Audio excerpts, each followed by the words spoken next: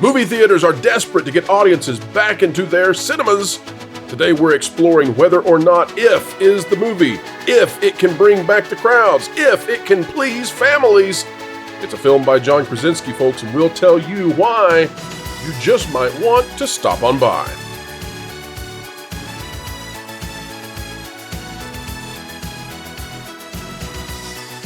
Hello, folks, and welcome back to the Pro Channel, coming to you from somewhere sunny USA. Happy to be back in the studio and talking to you. Last night, I went and saw the movie If by John Krasinski. And I'm going to let you know whether or not you should spend your time with those imaginary friends. Folks, as we do so, please click the like button, and let's get right into this review. You might say, well, Pro, why are you doing a review of If? The answer to that is, well, what if you had to cover dismal Disney every single day? Folks, I'm here to tell you we got to cover some other stuff at some point, and If is just the movie to cover. This is a live-action animated fantasy comedy. John Krasinski is the guy who is directing it, writing it, producing it. It's a John Krasinski film. Features Kaylee Fleming, Ryan Reynolds, and so many more, and of course featuring Steve Carell in yet another awesome voice acting role. It's the summer of Steve, apparently. He'll be coming out with another Despicable Me movie, and you can bet that's going to beat the pants off of those little emotions inside out from Disney. Disney not looking forward to the summer of Steve. But folks, the movie that I saw last night, it sort of reminds me, if you were thinking about going and seeing it, and I'll go ahead and clarify too, no spoilers until the very, very end of this video. Then we'll pause, and I'll give one spoiler that's necessary to give a full review. But I'll give the review score and all of that. But I went and saw the film last night, and what it reminds me of is, if you've ever gone to see your favorite band, or maybe it's your second favorite, or your third favorite band, and you've gone to see them in concert, and they're having an off night. But it's not a bad night, but it's an off night. But it's not, I repeat, a bad night. Their songs, they miss a couple notes.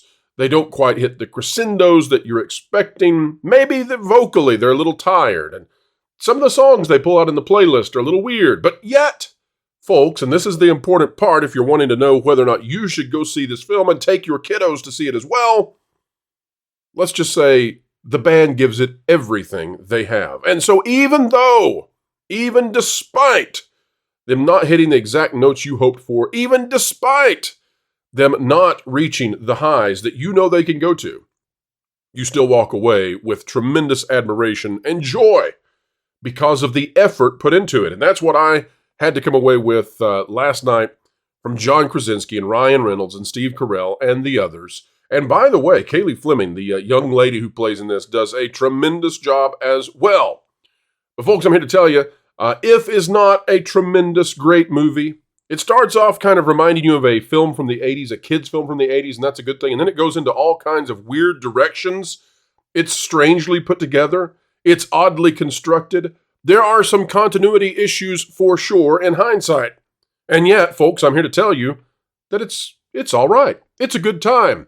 And I specifically say it's a good time if you are taking a young lady. I think that preteen girls are going to love this film. And I think it's a good film to take them to. And I also want to say this, in all full disclosure, I really enjoy just about anything that John Krasinski does. In fact, I have to say that I can't even think of a thing that John Krasinski has been in that I have not liked.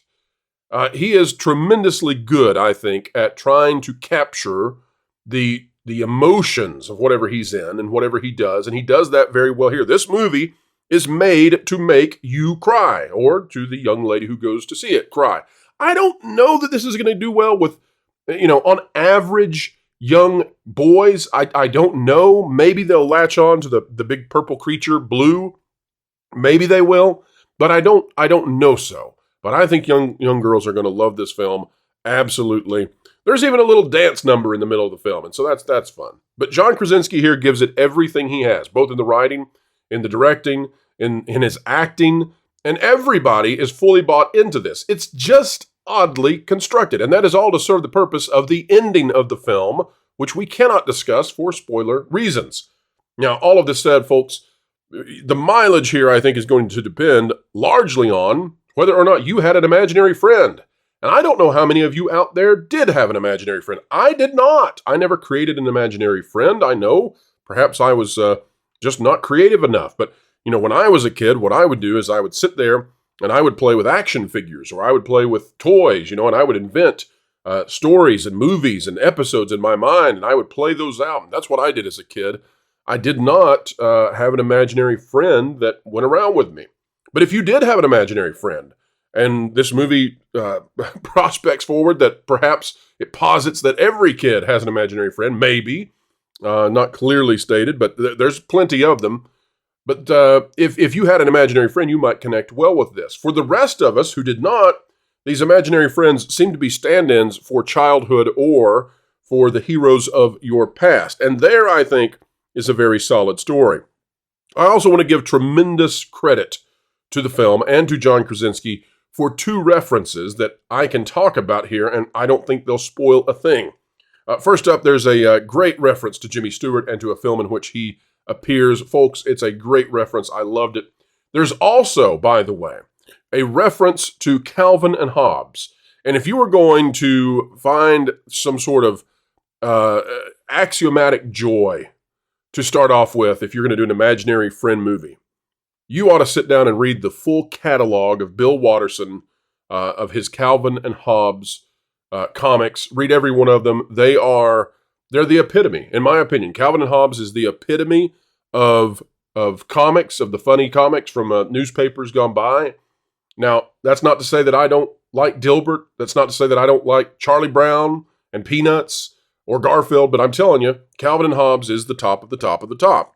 And then, by the way, I would say that the single panel comics, Far Side sits atop of that. But that's kind of a different thing than what Calvin and Hobbes is doing. But there's a reference to Calvin and Hobbes here.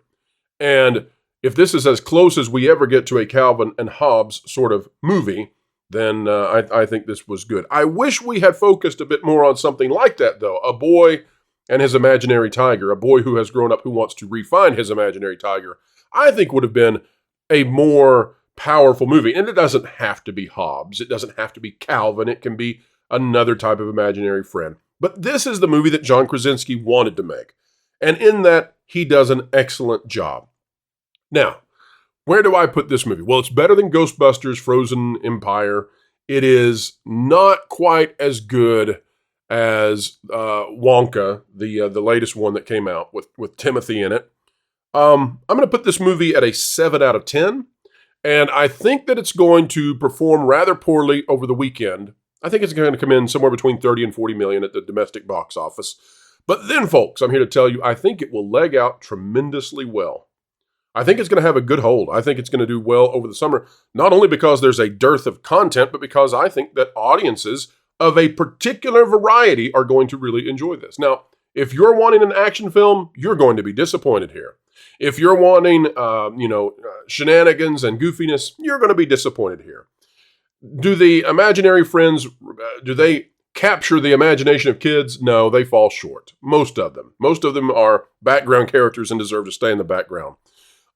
Do the jokes land with all the power they should? No, they really don't.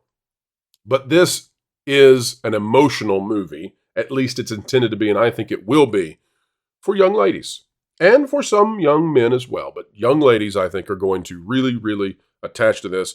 And so, who would I recommend this film to? Well, I would recommend that if you want to go see this film, if you want to help out the movie theaters, by the way, grandparents, take your granddaughters to this, and I think you'll all walk away with a great appreciation. And there will be scenes when you will understand why I am telling you, grandparents, take your granddaughters to go see If. I think you'll enjoy it tremendously. Am I recommending it to my 20 to 40 demographic of men out there without kids? No, I'm not recommending this to you. You could watch it at home, I'm sure, and you'll have a good time. But I think it'll do just fine at the box office. And frankly, box offices, theaters need a win. And maybe If will be just enough to keep the money moving and the popcorn flowing. Because what a horrible thing if the popcorn ever were to stop flowing. We need our theaters. And we need movies like If. And we definitely need directors, writers, producers, and actors like John Krasinski. And you know what's funny? I haven't really even mentioned Ryan Reynolds. He's good too. But he's doing his Ryan Reynolds thing. But John Krasinski, hope he'll continue doing these kinds of movies. He's swinging for the fence here, even if often it's not a home run. All right, folks, 7 out of 10 is the review score. We're going to a spoiler right now. All right, here's the spoiler, folks. If you've seen the film, here is what I think people are going to be comparing this to, and that is, I think this is Sixth Sense for kids. And where does that put that in the future in terms of rewatchability? I don't know. I did notice there are some continuity problems with this, though, because if you'll think about it, when Blue is going through the little girl's bedroom, hiding in the closet, and then Ryan Reynolds goes to find Blue, he knocks over toys, and the toys begin to make all these sounds and things, and that wakes up the little girl. Well, that doesn't make any sense if he is Bee's imaginary friend, because can imaginary friends interact with the world outside of the kids that know them? I don't know. There's also another situation where Blue knocks a sink and water sprays and all of that. I don't know how that happens. So there are times when the ifs have the ability to interact with the world, such as, well, the one, what's the name of the butterfly character? Anyway, Blossom holding real teacups. I don't know what the rules are in this universe, and I never could quite figure it out. But I do think there were some continuity issues, but that's to service that ending where we get the Sixth Sense reveal. And I think John Krasinski probably, folks, had that hook in his mind when he started the rest of the film. And everything else in the film was to service that end scene, that big reveal, that trick. I think he wanted to do that, and I think it's a cool idea. Just could have been executed far better. And I wish there had been about 2 or 3 more passes on the script. But again, I love the idea. This is a true piece of art, and that's not something we always get at theaters anymore. And so I recommend going to see it. Folks, hope you have enjoyed this review. It's something we've got to do. We've got to break free of Disney, because Disney is not doing what we need it to do, which is create great content. And even some of the other big names out there are not doing that. And we get these kinds of things like, the Rings of Power trailer or the Acolyte trailer, where you can tell the audience is just fed up. I don't think you're going to be fed up when you see this film. You might come away from it saying it's flawed, but I don't think you're going to come away from it saying, it tried to put in negative messaging to me or my kids. This is not woke at all. It's precious, actually. There are points in this where it's really swinging for the fences, trying to connect with those relationships that matter so, so much. And for that, we can be grateful and gracious that John Krasinski is attempting to do that. And who knows, maybe next time he'll hit a grand slam instead of this 7 out of 10. All right, folks, if you like this video, if you like reviews such as this, you've got to help me out, because YouTube does not believe that we're made to make reviews such as this. They think we're Disney and Disney only. So help us get this out there by clicking the like button, share, subscribe, click it, stick it to the algorithms, it's the notification bell, and drop a comment down below. Let us know your thoughts. Have you seen F? Did you like it?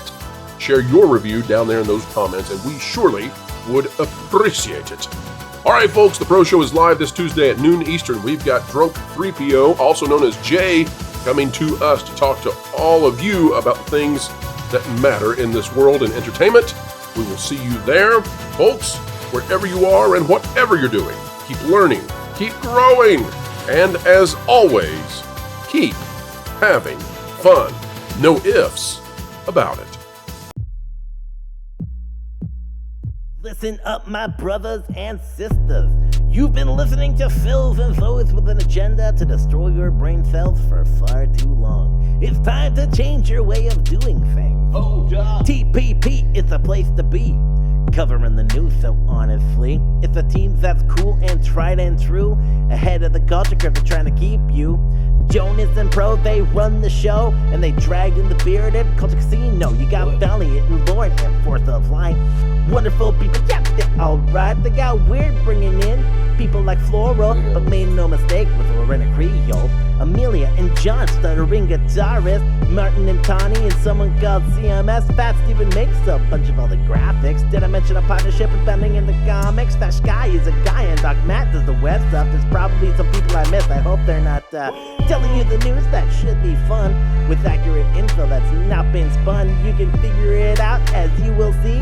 The TPP is the place to be. Yeah, Wilton. That was actually pretty good, or white.